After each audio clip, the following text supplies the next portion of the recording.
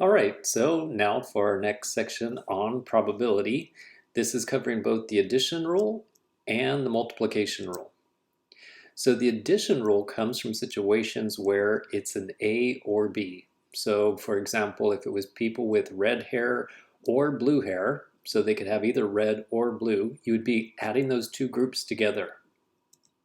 Multiplication rule comes from when it's an and situation. So this would have to be something like the person needs to be over 6 feet tall and they have to be at least 21 years old. So then we would be multiplying probabilities. Now, of course, there are a few more details, but I'm going to be doing my fancy arrows right there. I'm going to be doing examples, of course.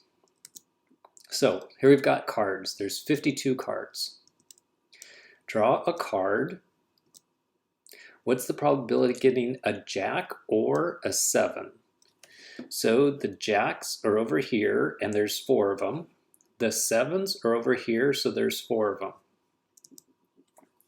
So for the jack, that would be 4 out of 52 cards. The or becomes the plus. And for 7s, there's 4 of them out of 52.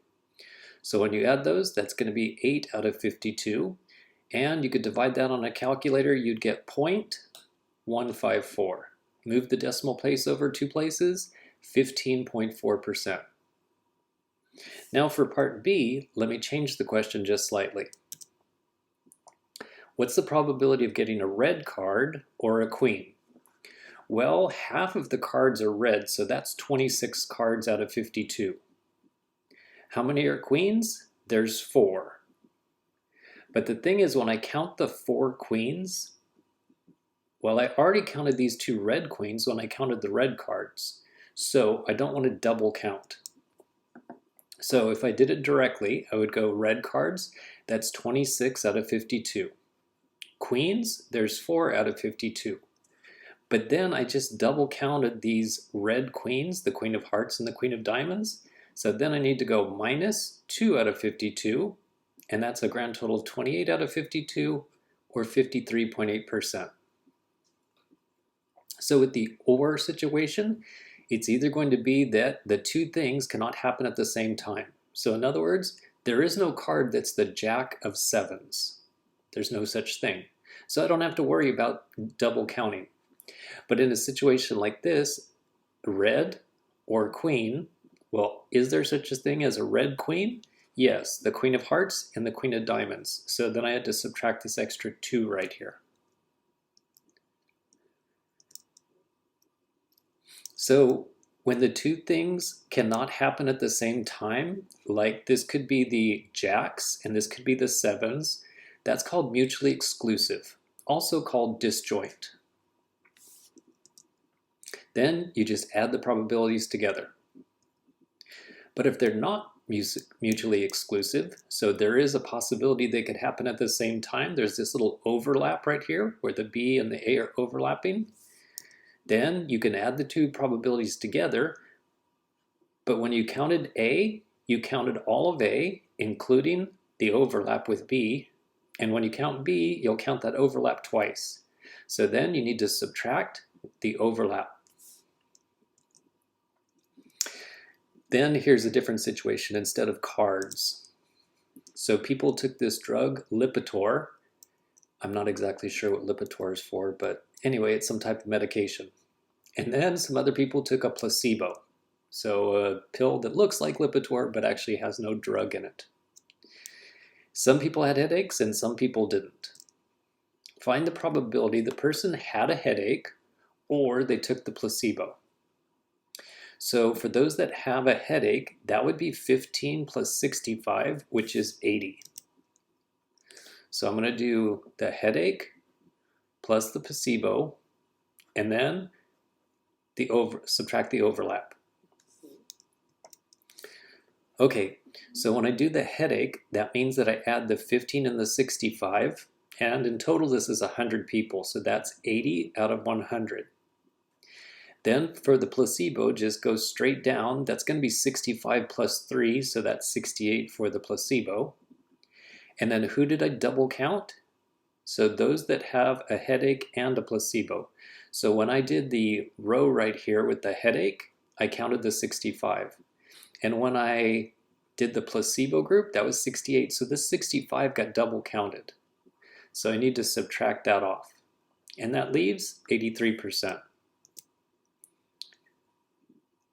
Next, find the probability they had Lipitor with a headache, or they took the placebo but did not have a headache. So they had the Lipitor and they had a headache. So Lipitor with a headache, that's 15 people. That's this little group right here of 15. Or they took a placebo and they did not have a headache. So that's these 3 people right here. So with that, I'm just counting these 15 people and these 3 people. So there is no overlap. I can just add them together. 15 out of 100 plus 3 out of 100, sorry about that, is 18 out of 100, and that's 18%. So that is situations where it's A or B. That's the addition rule. Now on to the multiplication rule. So if the events are independent, then you just multiply. And what independent means is that one does not have an effect on the other. So for example, when a baby is born, then let's say that the first child is a boy. And if a couple has a boy, does that have any effect on the gender of their second child? No, they're completely independent. So find the probability 2 people were born on a Monday. So just because one person is born on a Monday, it's going to have no effect on the other person. So what's the chances of 2 people being born on a Monday? Well, the chance of being born on a Monday is 1 out of 7 for the first person. And for another Monday birthday, that's 1 out of 7. So multiply across, that's 1 out of 49. Next up, let's say that 4% of cell phones are defective. I don't know if it's true, let's just say that it is. So what's the probability that 2 cell phones are both defective? This is a case where they're independent. Just because one phone isn't working has no effect on another cell phone. So you would just go defective, and defective means you multiply the 0.04, so change the 4% to a decimal. That's going to be 4 over 100, or 0.04 times another 0.04. And when you round it, that turns out to be, when you round it to 3 decimal places, that rounds to be 0.002. Or if you move the decimal over twice, that's going to be 0.2%.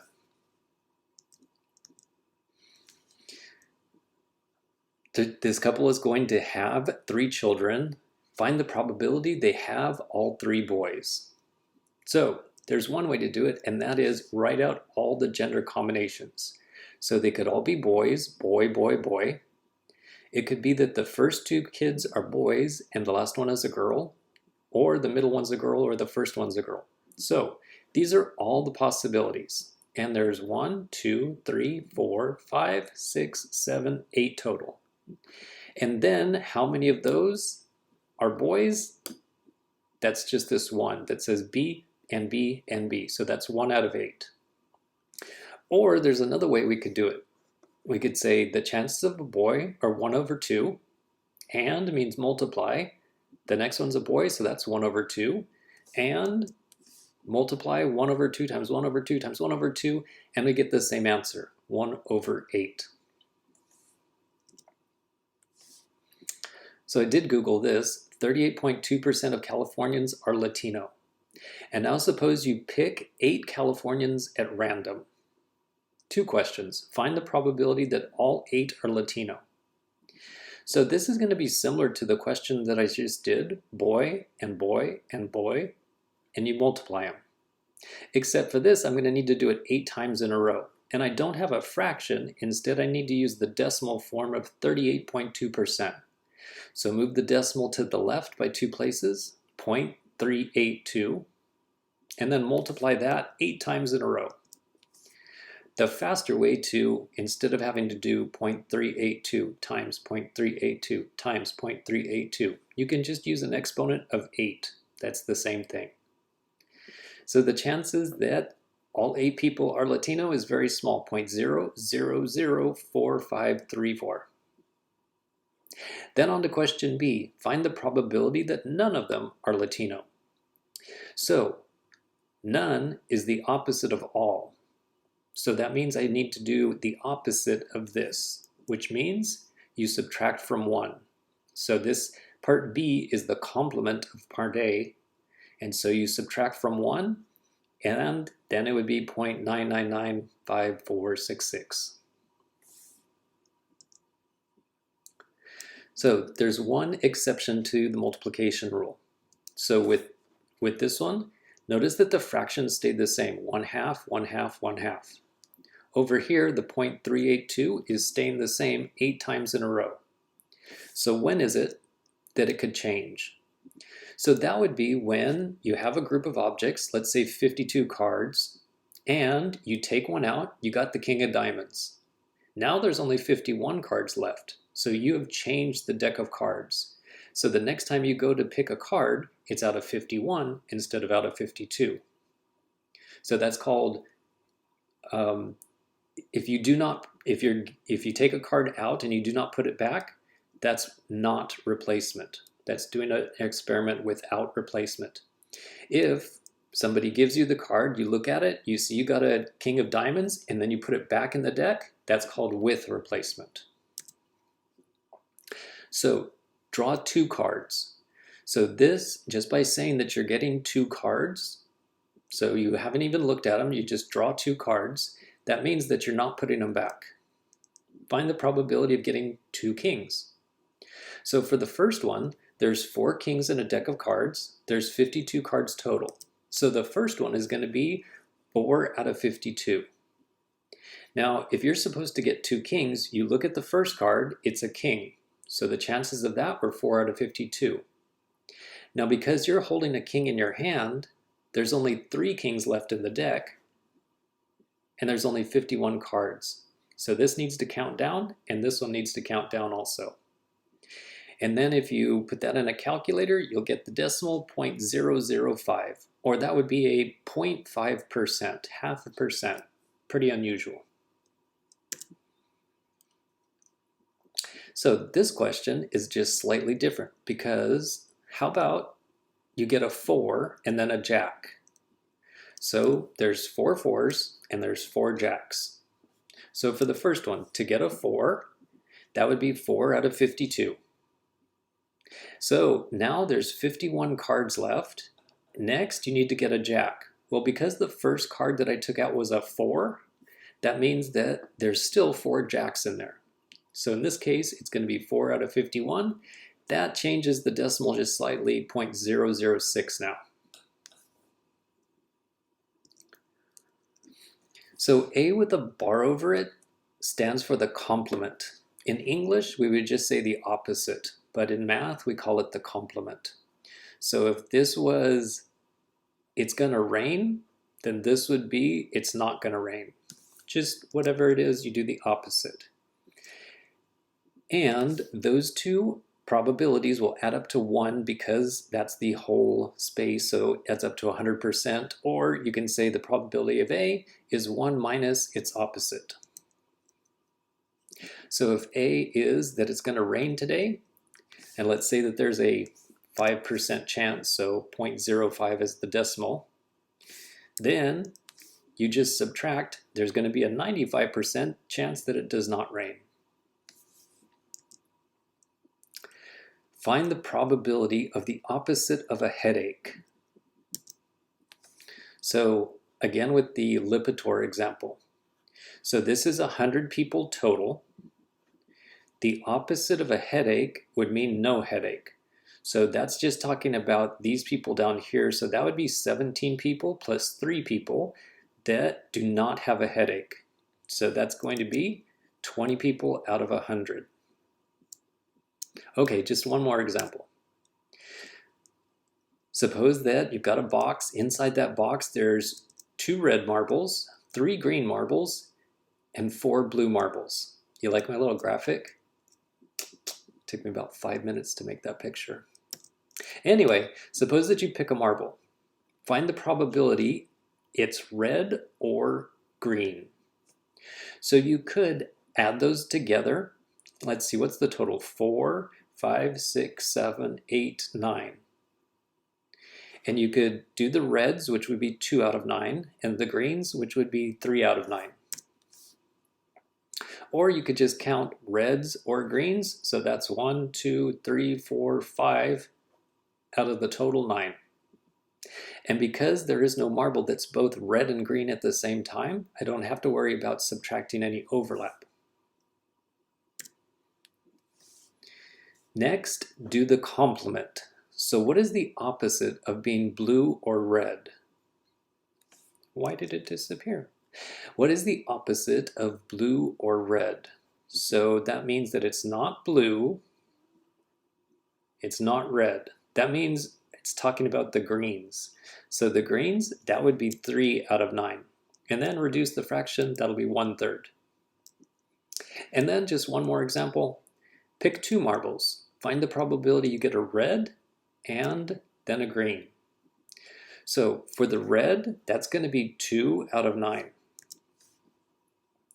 Once I pick one of the red ones, then there's no longer 9 marbles in the box. There's only 8 marbles in the box. So when I go to get the green one, there's 3 greens out of 8 marbles left.